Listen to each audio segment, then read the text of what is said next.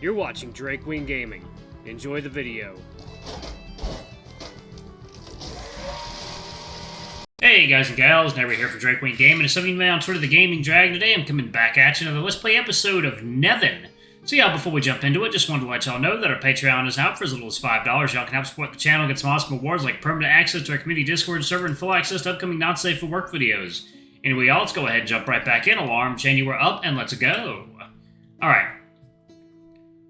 Well then, you should go back to Lady Sibby. She will escort you back to the castle. We'll see each other in 3 days. Try to find your awakening gesture by then. I'll find it by the end of the day. We'll see. This guy seems so enthusiastic that he would make a rock look like a living being if he were standing next to it. After a final bow to the priest, I walk out of the classroom to meet Simi at the edge of the dirt practice field. She's leaning on the fence, carefully watching the young fennec in the center of the field. Her grandson, I suppose. With him is a snow leopard, bare-chested, which I'm not going to complain about, holding a bucket in one palm, what appears to be a cloth ball in the other. I stand next to Simi, curious about what's going on. So, how did it go? I hadn't achieved anything, but I managed not to piss a vole off, and I'm still alive. So, all in all, I'd say that's a win. That's one way of looking at it. Her attention is focused on the field, as the feline throws his ball in the direction of the fennec. The latter hits the ground, with his foot in a pillar, and earth rises to intercept the projectile, before collapsing. So, he's your grandson, right? Precisely. Hastald wishes to become a guard, so I asked Rowan to do me a favor and train him a bit. Rowan? Snow leopard. He is a guard at the castle. Oh, nice. I look closely at the feline, squinting to try to remember him. He vaguely looks familiar. Perhaps I must have passed him without realizing it. Meanwhile, he continues to throw the balls from his bucket toward the fennec, faster and faster while moving to vary the angles of his throw. The fennec's earthen pillars are getting thinner and thinner, some nearly collapsing before the ball even hits them, until finally the projectile cuts through what is now nothing more than a line of dust, crashing into Hastald's snout. Honestly, if this is what training for a brand of Guarani looks like, I'm willing to become a teacher. I like to throw things at people's heads too. I don't know if aiming at the head was really necessary. Come on, it's not that bad, it's just fabric. I guess you're right, but my little Hastald seemed to be doing just fine. That's a good sign. I haven't even had a chance to really see a brand of Guarani in battle yet. I guess it makes a good shield. Oh, we can do a lot more than that, but Hastald has always preferred to protect than to hurt. Family tradition, I guess. She smiles fondly as the two men come our way. She looks like a grandmother, proud of her grandson like that, but I know there's more to it than that. Grandma, what are you doing here? Is that a way to greet your family, Hastald? I mean, I'm really glad to see you, obviously. I just didn't expect to see you here, that's all. Well, it's a total coincidence. I wasn't expecting to be here either. I was merely accompanying this fine young man. Ooh, so that's the one the boss keeps talking about. Rowan the snow leopard comes closer and leans against the fence, giving me a big grin. The boss? The captain, Gillian. Tall, moody, and constant... this is Rowan, okay. The captain, Gillian, tall, moody, and constantly locked in his armor. Rowan, that's no way to talk about your superior. The leopard then turns to Simi, bowing to her while extending his right paw in her direction. A green glow then appears at his left thigh, glowing under his clothing, as a rose slowly grows on his palm to be offered to the fennec.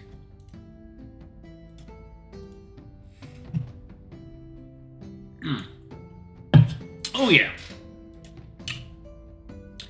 Okay, I'll admit it, it's kind of sweet, and I'm sure it brings him a certain amount of success with the ladies. Forgive me, Lady Simi. May this rose offered to the most beautiful lady in the kingdom serve as an apology. Oh, you flatterer. There's no flattery in my words, but simply truths. By NeveN, I don't know how long I'm going to endure this courtiness. I roll my eyes and notice that I am not the only one who is embarrassed. Hastald seems to share my opinion of the situation from the look on his face. We exchange a brief glance before nodding. Our shared awkwardness binds us together immediately. You better save those compliments for your wife. How is Mala? Your granddaughter's doing well, Simi. The pregnancy is nearing its end, so for now, she's mostly spending a lot of time resting and complaining. Oh no, please don't. They're all family. Don't quarter me here with a grandmother checking up on everyone. I won't be able to bear it. Grandma, we're not alone. I'm not sure the rabbit needs to hear our family gossip. I silently thank Hastald from the bottom of my heart. You are my hero, my savior. I'll write songs in your honor. I better be polite, though. Oh, don't worry about me. I can wait a little while until you finish your discussion if you wish. No, Hastald is right. That would be rude of me. Not to mention that you're probably a lot more interesting than anything I'd have to say. It's not every day you meet the chosen of a forgetful one, after all. So, if you can forgive my curiosity, what exactly can you do with your brand? Well, to be honest, right now, not much. I can't even get it to awaken. Oh, I've often wondered if a brand as special as yours would be more complicated to awaken or if it would go faster. If you listen to the old legends, they affect very exceptional people. Hey, I'm exceptional, just not the way he thinks. Is it normal to fail to control it at first? Of course! I didn't get to awaken my brand until a good week after I'd received it. It's good to know. I was a little worried that I would be slower than usual.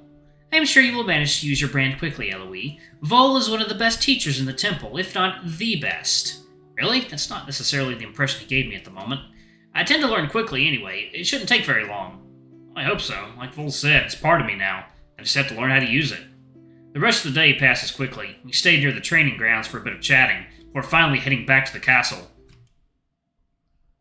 I suddenly find myself lying on my bed, staring at the ceiling, trying to analyze what happened the last few days. The contest, my brand, and everything that followed, it's not exactly what I imagined, and even less what I wanted. But I don't really have anything to complain about, I guess. I just have a new tool to master, and who knows what I'll be capable of once I do. My thoughts are interrupted by someone knocking on my door. Who's there? It's Akhet. Akhet, come on in. It's open. Second, yeah.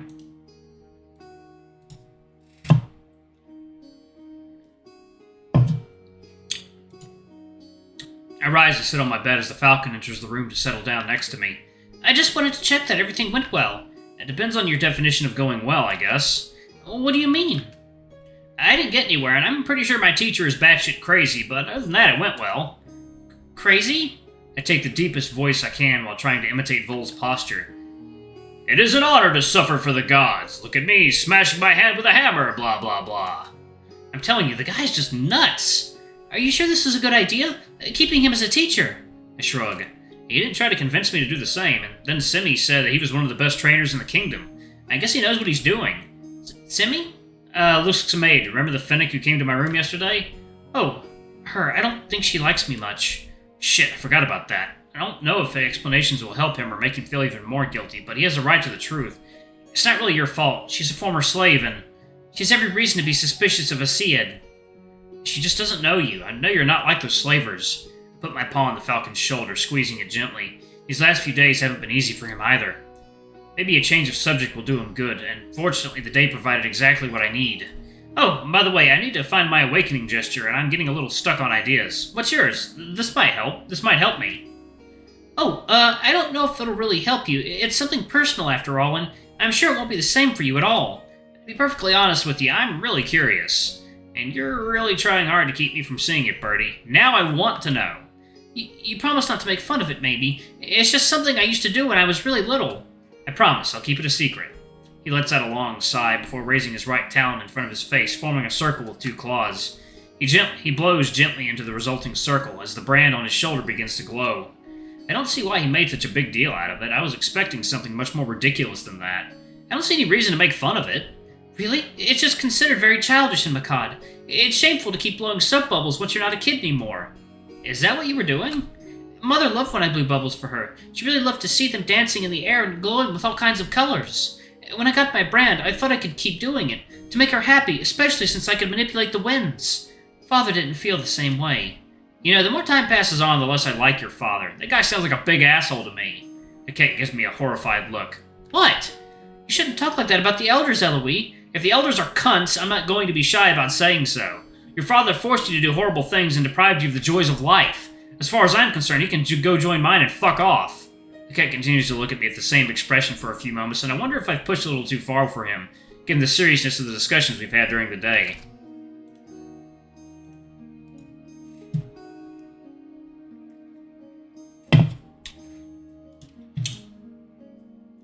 Yeah, I agree. If old people don't respect you, then they are not to be respected themselves. If you're gonna be an asshole, expect to be treated like one. I don't care what your fucking age is.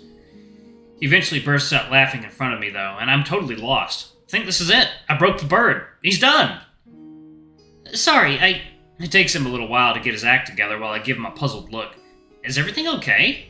Yes, I just wasn't expecting to hear that. It's definitely not something that would be okay to say in Makad. I don't know if exactly okay to say it here either, but hey, this is just between us. I can say what I have in mind. I don't think I'll be able to talk like that, even if it's just the two of us. Oh, excuse me. There's nothing to hold you back. Try it. Go ahead and insult your father. I don't know if I can. Do it for me. It'll make me happy. Akhet takes a deep breath before looking me in the eye. My father is a scoundrel. There, see? You can say what you want about him. Well, we'll have to work on your insults, but it's a start. With a big grin on our faces, we enjoy a brief moment of silence. By the way, what did you mean? You'll have to be a bit more specific. When you said my father could join yours. Oh, that. Not much, really. My dad left when I was 2.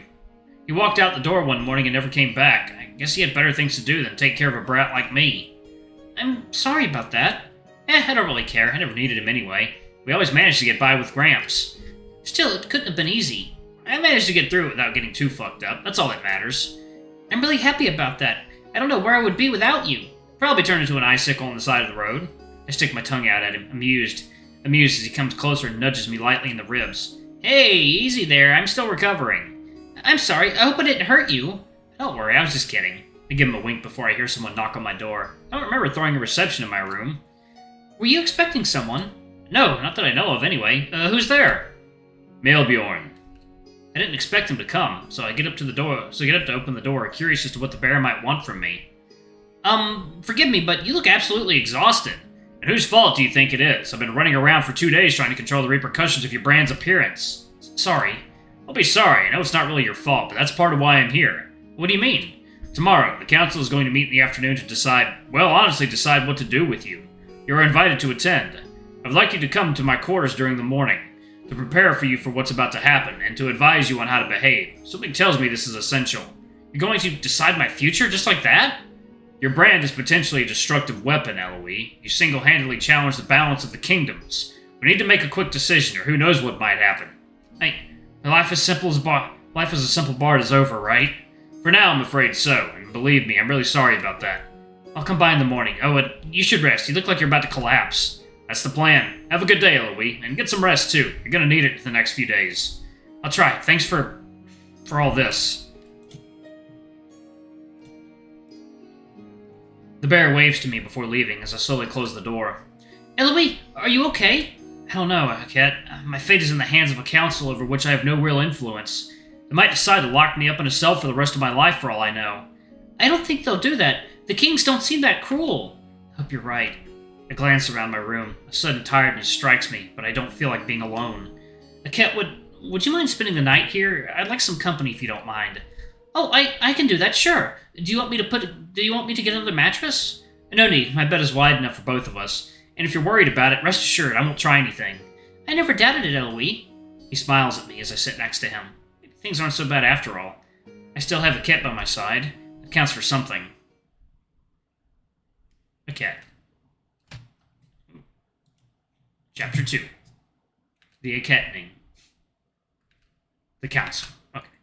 I don't think I've ever had a softer pillow. It's probably one of the best nights of my life. Take the time to rub my snout on it. It's rare that I get to enjoy such comfort. I'll have to remember to congratulate the people responsible for the bedding. Ellois? Shh, let me enjoy my pillow a little longer. Ellois, this is getting really embarrassing. Embarrassing? What is he talking about? I open one eye, and to my surprise, I'm not greeted by the sight of my usual pillow. Oh! Nope, in front of me is now an ocean of black and white feathers. Yeah, strange. Filled with curiosity, I decide to inspect the strange pillow more closely, mainly by rubbing my muzzle against it. Ellois, stop! The pillow twitches, and finally I wake up. Oh, it's not a pillow at all.